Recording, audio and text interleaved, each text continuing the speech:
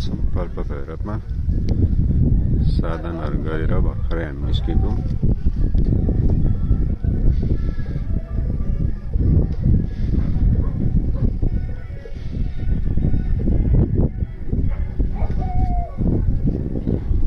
पाल्पा भैरव बाबाको मन्दिरमा पाल्पा भैरव बाबाको प्राङ्गणमा हामी उपस्थित छौँ। आज हामी काठमाडौँबाट बिहान आएको।